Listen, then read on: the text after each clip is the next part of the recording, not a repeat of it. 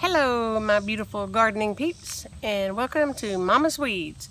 So today we are going to cut back our daisies. Once they start looking spent, then you just can cut them back. If you have a small amount, you can use hedge trimmers.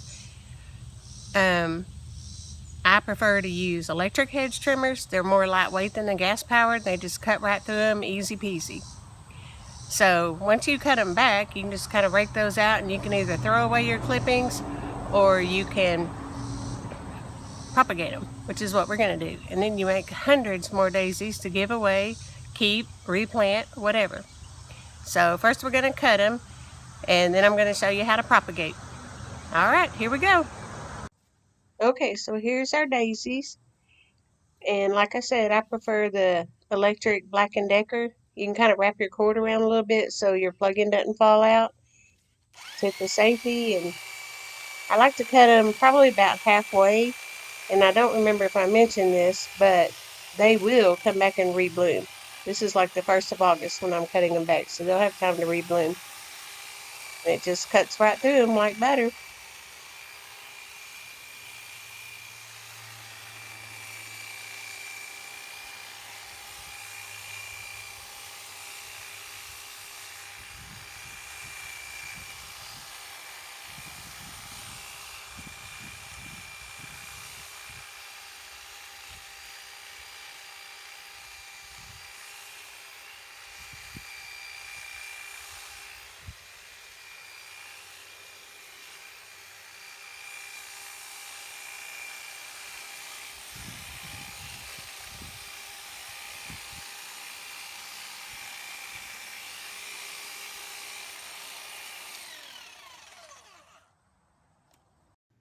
So here's what you end up with. You have cuttings all on the top. Okay, so now we have our cuttings. I have a bucket full of just off-brand potting soil. You want it to be really loose. It doesn't need to be anything fancy. I don't like the water retention. Sometimes it tends to rot the rootings, but you see it's just soft and easy for roots to propagate in. And then we have our snippers. So the first thing is you want healthy stalks. So last night we got a really good heavy rain, so that's the best time to start taking cuttings. You don't want to wait until it's drought or really hot. It stresses the plants even more. So we're going to get started cutting these back and put them in. You can use rooting hormone for daisies. It doesn't really seem to make much difference because they're going to root. They're great plants. And for rooting hormone, you can buy the powder, but I prefer when you just boil a couple of cups of water and put a tablespoon of organic honey in there, and then you just let it cool to room temperature, and that's a great, cheap type of rooting hormone, and it works. So we're going to start cutting these back and putting them into the soil.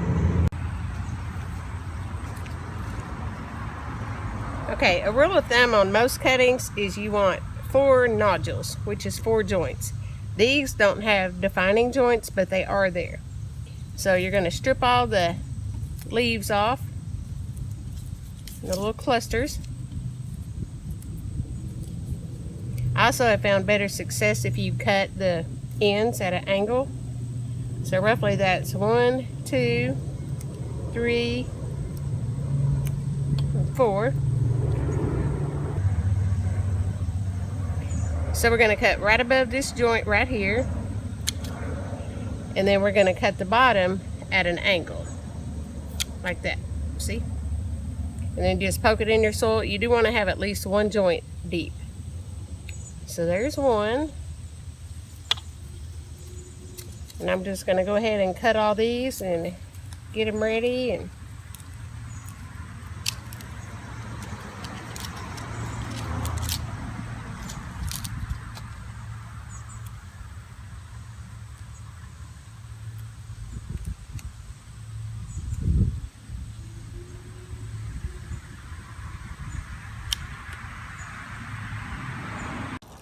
so here's our first batch of cuttings, and we're going to water them in really well, and then just put them in a nice shady place.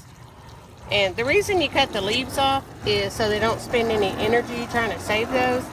And whenever you start seeing new leaves coming on, then you know that your cuttings are starting to root.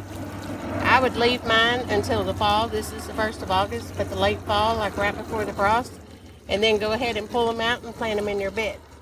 Now, one other option you have is if you don't want to do the potting soil or the pot, and you have good, soft garden soil, you can actually just take the cuttings and cut them back like these and stick them automatically in the ground.